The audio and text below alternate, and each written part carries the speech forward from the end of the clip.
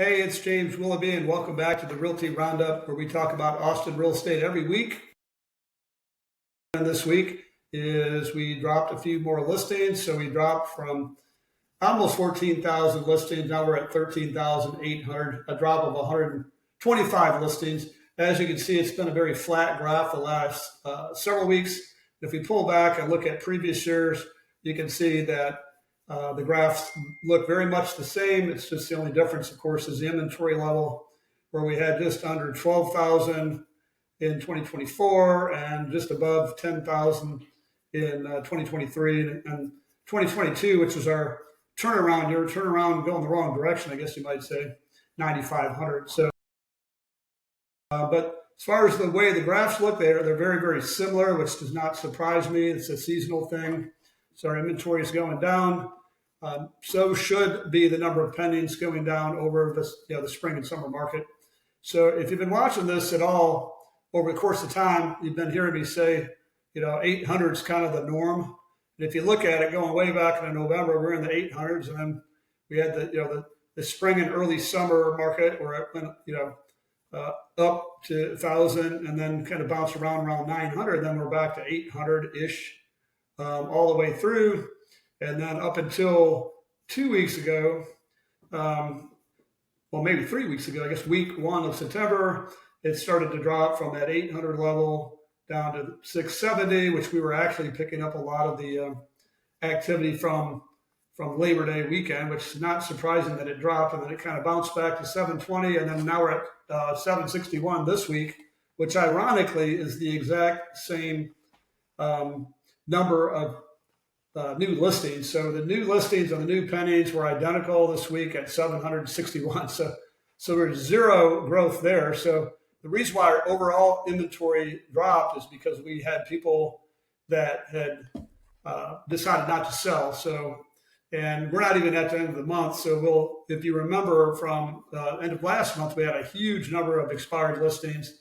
So that does impact the market, and you'll see that probably not this next week's video, but the week after, because a lot of these listings expire at the very end of the month.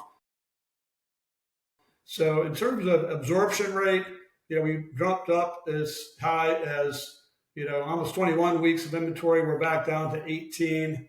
18's kind of been the norm for, really since about the end of June here. And so we're kind of in the same market we've been in. Nothing's really changed. Last week's video, we talked about interest rates, and interest rates did decline since the last video we did. And let's jump in and look at that real quick. I'm on Freddie Mac's site, and they do a mortgage survey every week to look at what the average interest rate is in the entire country, looking at multiple lenders, and it dropped to 6.26. So if you remember last week's video, it's pretty excited when it was at 6.35. Now it's dropped about 0.1%.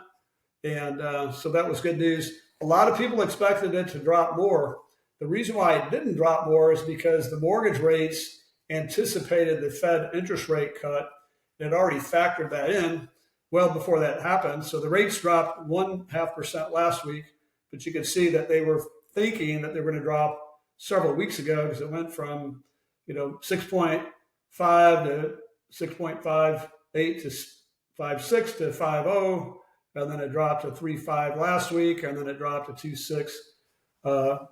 This last Thursday is where this information is coming from. So if you ever want to track interest rates yourself, I recommend going to FreddieMac.com, and you can see what the overall rates are. Locally, we're seeing rates even lower than that, and especially lower rates with government loans. That would be your FHA and VA variety loans. I don't necessarily recommend going with either type of those loans unless A, you don't have a lot of money for the down payment, or B, you're a veteran and maybe it's the first time using that program, and you can go with as low as zero down payment with that program on a VA. We'll talk about that another time.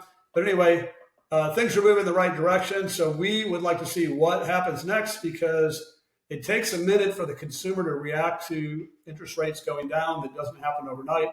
So I'm predicting anyway that we'll have a really good October, in terms of activity. Now, keep in mind, it's still very competitive for the sellers out there, but I think we'll see more transactions than we do in a normal October, because a lot of people have been waiting a long time to get a lower rate. And so a lot of first-time home buyers sitting on the sideline, a lot of folks that had got the 7.5% rate like a year and a half to 2 years ago are refinancing. And if you're going to refinance, sometimes you think about buying a new home instead of refinancing the old home. So a lot of things will happen. We'll see how it all, pans out here. And excited to talk more about that next week and the week after. And let's see how things react to the current environment. Thanks so much for listening. Keep in mind that we are here to help you out in any way possible. So be sure to share our YouTube link here. And if you haven't subscribed already, subscribe. And we'll look forward to carrying a conversation out with you again later. Thank you. Bye-bye.